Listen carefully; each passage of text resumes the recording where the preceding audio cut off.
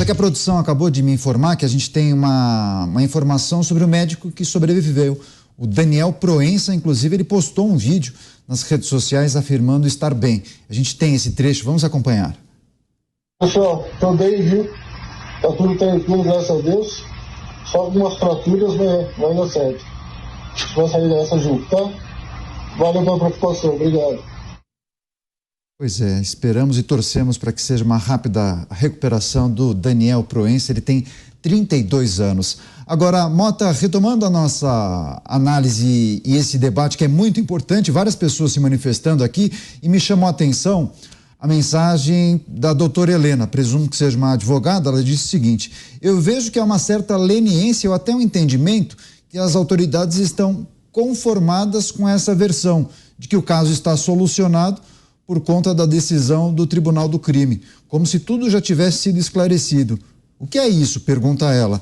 Uma solução dentro de um cenário de total desordem? Doutora Helena, eu vou fazer uma recomendação. Leia o meu livro, A Construção da Maldade. Essa resposta levaria várias horas, mas está tudo aqui. Eu acho que a mensagem do governador Cláudio Castro foi clara e foi correta. O crime está infiltrado em todas as instituições. Prestem atenção nessa frase. A polícia do Rio de Janeiro cumpre o seu papel. O problema não está na polícia. O problema não está no Rio de Janeiro. Eu vou lembrar a vocês o que acabou de acontecer. Nós comentamos aqui no Guarujá, em São Paulo. Vocês lembram da policial que foi baleada pelas costas por bandidos armados de fuzil em plena luz do dia? Eu vou lembrar vocês o que acabou de acontecer na Bahia. Acabou de acontecer, nós anunciamos aqui. Eu vou lembrar vocês o que aconteceu em Araçatuba, entre outras cidades que foram invadidas por exércitos de criminosos. É o chamado novo cangaço. Repare como se glamoriza o novo cangaço. Parece título de minissérie, né, de filme. O novo cangaço. Nosso problema, a raiz dessa crise está numa legislação e em uma jurisprudência que devolvem bandidos perigosos às ruas depois de uma breve temporada num presídio controlado por eles.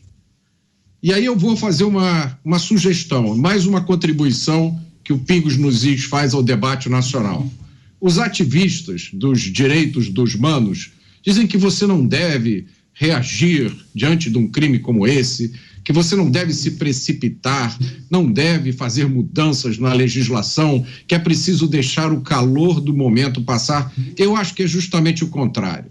É no calor do momento, quando a gente se depara com um crime bárbaro como esse, que a gente precisa agir. E eu vou fazer uma sugestão. Eu vou sugerir que o Congresso Nacional honre essas 3 vidas que foram perdidas, desses 3 médicos, que honrem os mais de 1 milhão de brasileiros que foram assassinados nos últimos 20 anos.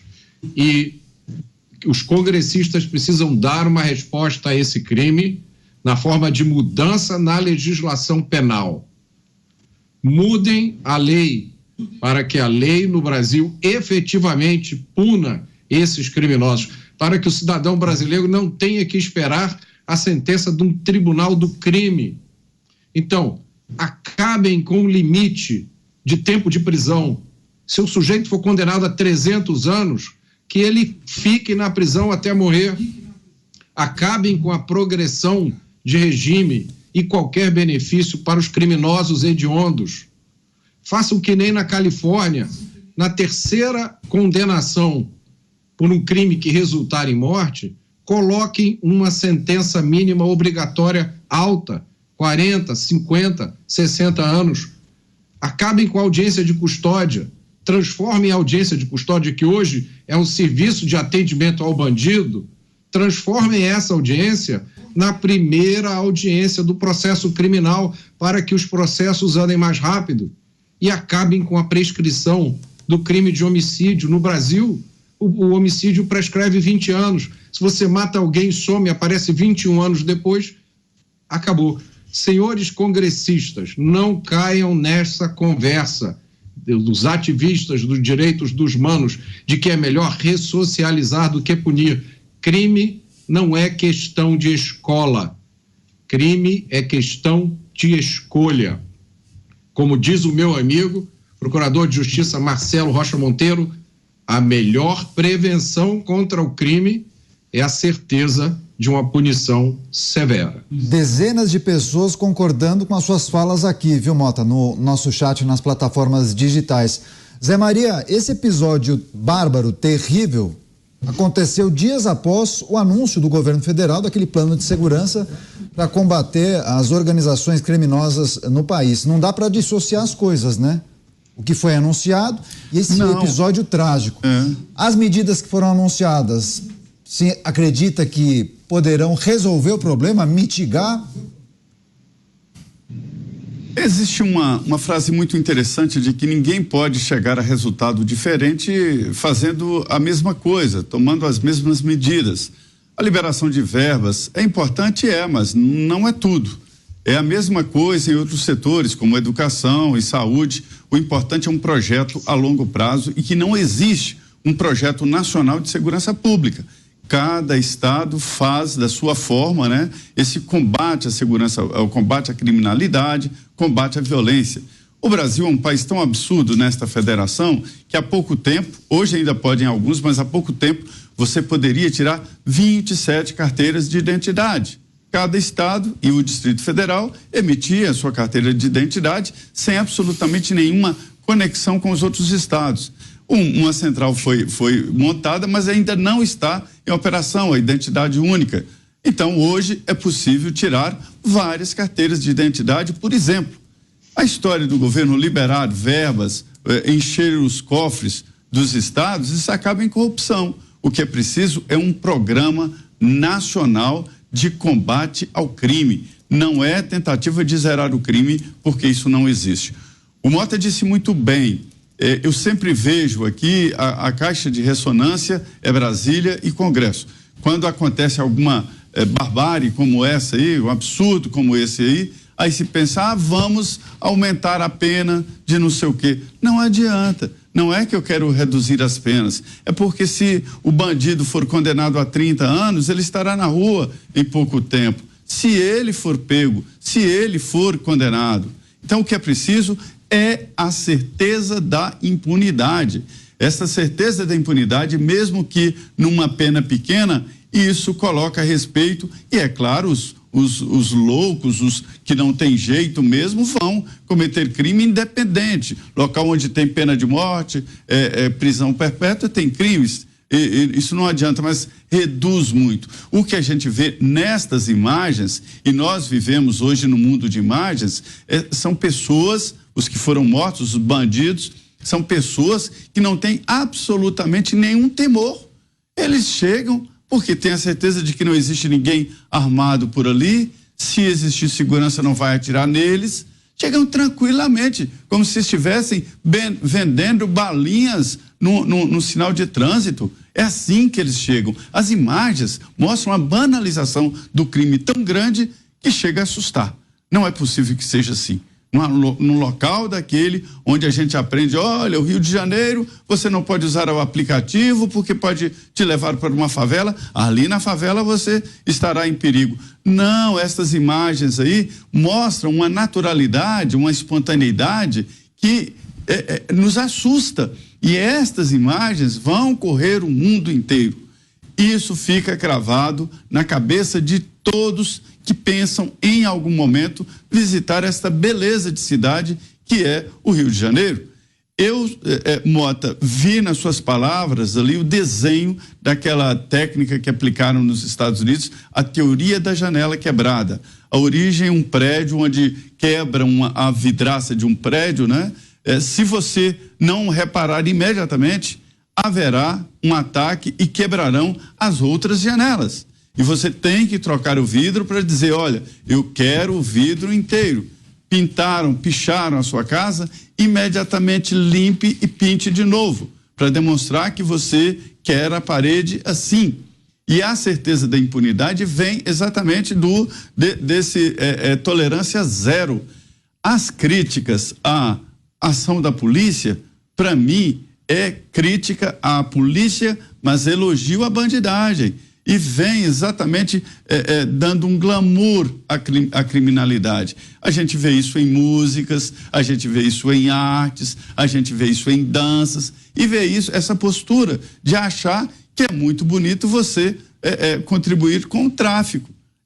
É charme um jogador de futebol, um cantor, visitar traficante e ir em festa de traficante. Isso é chique, é bonito. Não é não. Não é não. O resultado é isso aí. Pessoas de bem, formadas para servir, médicos sendo massacrados desta forma, morrendo de graça num local maravilhoso que é o Rio de Janeiro. Então é preciso repensar a segurança pública no Brasil. Eu defendo, não é criar um novo ministério, é criar o Ministério da Segurança Pública e Justiça. A Justiça fica em segundo lugar. O principal objetivo é combater o crime organizado que pegou um Estado desorganizado. E a receita é ir atrás do dinheiro, desarticular economicamente esse crime organizado que está muito forte, sim. Pois é, o Zé Maria falou em glamorização, o Mota falou há pouco também sobre esse cenário, até mencionou o novo cangaço, e tem inclusive uma série de uma dessas plataformas de streaming que trata do novo cangaço. Eu acho que inclusive esse é o título dessa série. Agora, Cristiano Beraldo, falávamos da máfia, você falou que era muito chique o governador do Rio de Janeiro fazer esse tipo de comparação, e de fato, eu acho que são coisas distintas. Inclusive, se ele se referiu à máfia de Nova York, na ocasião foi as 5 famílias, ítalo-americanas, comandaram um crime organizado de Nova York, especialmente dos anos 30 para frente, e tinha esse tipo de ação, O camarada saía do carro e apagava o outro, eventualmente num estabelecimento comercial, na própria calçada. Só que a gente está falando dos anos 50, 60, 70, do século passado, não havia câmeras de segurança, O mundo mudou. Agora, o Mota, Beraldo, fez um desabafo aqui, Ele foi muito enfático ao enviar uma mensagem para os nossos congressistas. Esse episódio dos médicos, Beraldo, pode ser o marco para que nós vejamos mudanças de nossas autoridades ou no arcabouço jurídico? Essas mudanças passariam pelo quê, Beraldo? Olha, pode ser, mas vai depender da pressão da sociedade. E aí eu vou dar um exemplo do que aconteceu no Rio de Janeiro, logo quando a pandemia começou a arrefecer as restrições de convivência, e aí houve a primeira grande festa num hotel 5 estrelas da cidade, daqueles mais caros e tradicionais. Essa festa, para mais de 1.000 pessoas, serviu champanhe Dom Perignon, dos mais caros, vinhos de primeira linha, uísque, 18 anos, era tudo do bom e do melhor, e era muito. Quem estava presente nessa festa, e os registros estão aí, é só a gente procurar no Google, veremos filhos de político, veremos a turma da lacração, veremos gente ligada ao poder, gente intimamente ligada ao poder. E vocês sabem de quem era essa festa? Toda essa esbórnia era de um bicheiro. O bicheiro que queria ter comemorado o seu aniversário, o aniversário de casamento, enfim, uma data lá que ele julgava importante, durante a pandemia não pôde. Então, acumulou a sua vontade de festejar para fazer essa mega festa num hotel 5 estrelas da cidade. E aí essas pessoas que deveriam ser as primeiras a estabelecer uma separação entre o que é uma vida honrada, justa, que é aquela vida que a população em geral leva, e o que é a vida do crime, que é o jogo do bicho da contravenção, que hoje não só explora o jogo do bicho, as máquinas disso, aí no Rio de Janeiro tá aí família, um matando o outro e tal. Quer dizer, virou uma criminalidade generalizada que convive com essas pessoas. É a filha ou o filho do empresário que vai na favela pegar droga. A gente vê pessoas que deveriam estar militando e atuando de forma efetiva para que as polícias executem da forma adequada o seu papel e resgatem a segurança da cidade para toda a população, mas que convivem com esse flerte com a criminalidade. Acorda de manhã e pergunta: meu filho, e ontem você foi com seus amigos aonde? Eu fui num baile funk lá no morro, muito legal, cheio de gente armada. Quer dizer, é uma completa desconexão com a realidade.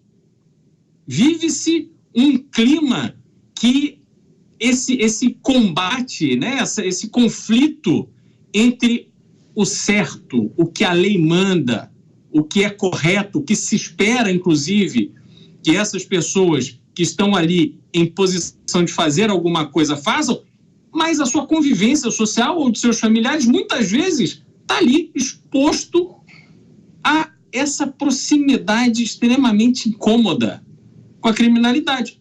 E não é à toa que essa glamorização do crime aconteceu, porque o crime convém para muita gente. Claro que essas pessoas que estão ali vivendo nas comunidades dominadas, pais e mães que veem seus filhos sendo cooptados pelo crime e muito pouco podem fazer, porque o crime oferece para essas crianças, para esses jovens, uma vida ou uma perspectiva de vida, de consumo, que o trabalho honesto vai demorar muito para oferecer. É esse imediatismo que hoje a gente vê espalhado pela sociedade.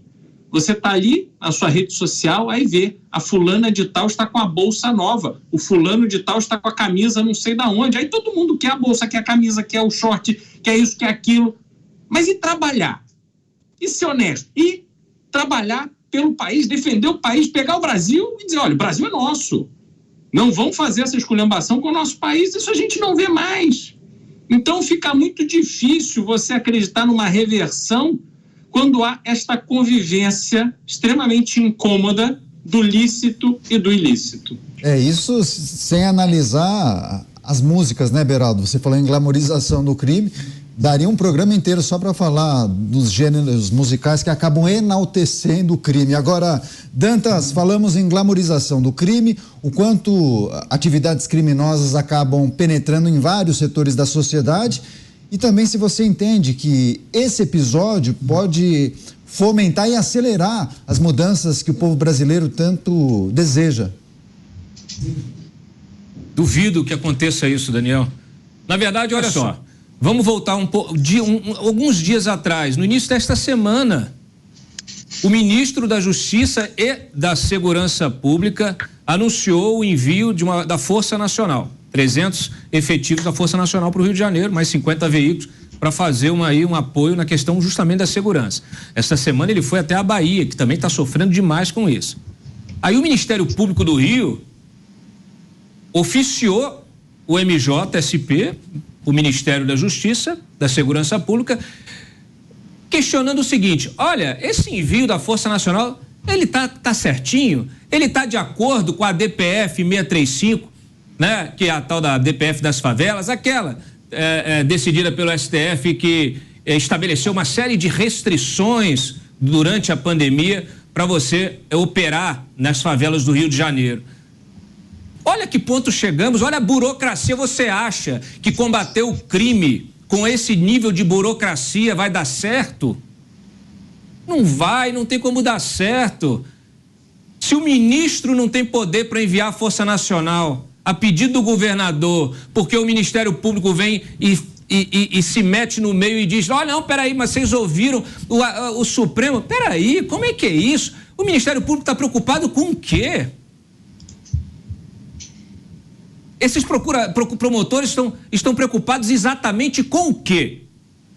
Em combater o crime? Ou com outra coisa? Porque é preciso que fique claro, é preciso que se melhore a legislação e que se desburocratize os processos para que justamente você consiga combater gente que não está nem aí para a institucionalidade. O crime não segue regras. quanto mais essas regras são superpostas, porque se trata de regras superpostas, mais o crime se beneficia. É simples. É simples, é assim que funciona. Eles vivem de quebrar a lei.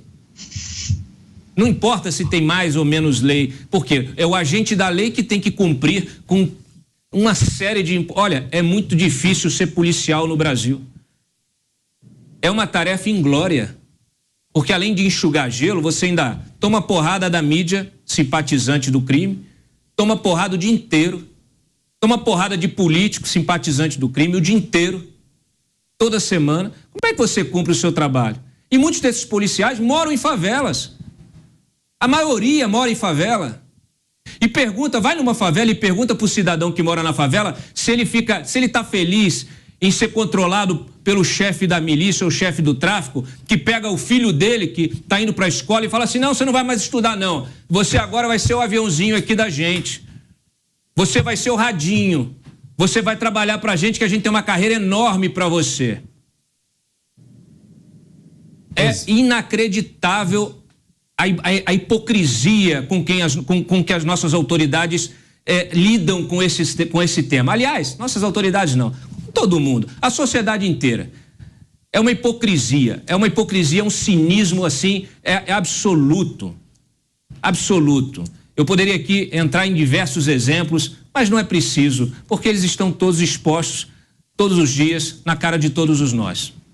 Pois é, esse aspecto trazido pelo Dantas, claro que a gente vai trazer as informações sobre as ações do Ministério da Justiça em relação ao estado da Bahia, mas, Mota, ainda nesse caso do Rio de Janeiro, o Dantas levantou um ponto que é importante, essa percepção das pessoas que vivem em comunidades, favelas, em relação a esses grupos criminosos, né? Não somente do tráfico de drogas, mas também das milícias.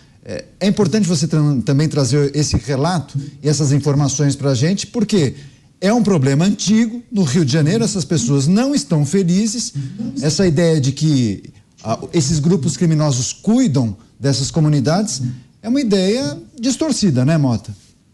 Completamente. Essas pessoas vivem um regime de terror. Elas não podem falar nada, é lógico. No meu livro eu conto várias histórias acontecidas nas comunidades. Ali impera um conjunto de leis diferentes, são outros poderes que mandam ali, tá? Vamos lembrar só um episódio recente aqui, que só esse episódio já deveria ter provocado uma reação do Congresso Nacional. A gente viu uma ministra do governo andando de moto numa comunidade, né, sem segurança nenhuma, sem capacete, e dando a explicação: não, eu estou sem capacete porque essa é a regra daqui. Regra de quem, companheira? Quem criou essa regra? Até onde eu sei, a legislação brasileira manda que todo mundo que ande de moto use capacete. Como é que uma ministra anda num território brasileiro e se sujeita a regras que não foram as regras criadas pelo Estado brasileiro? Isso deveria servir de sinal de alerta, mas os sinais de alerta vêm se acumulando há muitos e muitos anos. E eu repito, não são só no Rio de Janeiro. O que está acontecendo na Bahia agora, eu morei na Bahia durante a minha infância. Eu nunca ouvi falar de crime. Quando eu era criança, eu brincava nas ruas, andava de bicicleta o dia inteiro. Vejam o que acontece em São Paulo. O fenômeno do crime em São Paulo, ele tem uma cara diferente do Rio. No Rio, você tem grupos que disputam. Em São Paulo existe um monopólio. Esse monopólio pode dar às pessoas a impressão de segurança, porque há menos conflitos. Mas é uma segurança que some, num estalar de dedos. Então, é muito importante também lembrar isso que o Dantas falou. A gente vê a repetição das mesmas frases feitas, da mesma pirotecnia tola. O que é uma medida? O que adianta você enviar novos contingentes policiais para o Rio de Janeiro, se esses novos contingentes vão estar submetidos as mesmas restrições que impedem que a polícia do Rio de Janeiro cumpra o seu dever. O que adianta você triplicar o contingente policial do Brasil se a polícia vai prender aquele criminoso e 2, 3, 4 anos depois, esse criminoso está de volta às ruas, quando não volta no dia seguinte na audiência de custódia? A gente precisa parar e refletir e fugir desses discursos vazios que não significam nada. Quem quiser entender a realidade do Brasil só precisa fazer uma coisa: converse com um morador de uma comunidade. Eu acho que de praticamente todas as comunidades do Brasil. Converse fora do ambiente, na hora que não tiver um traficante armado de fuzil por perto.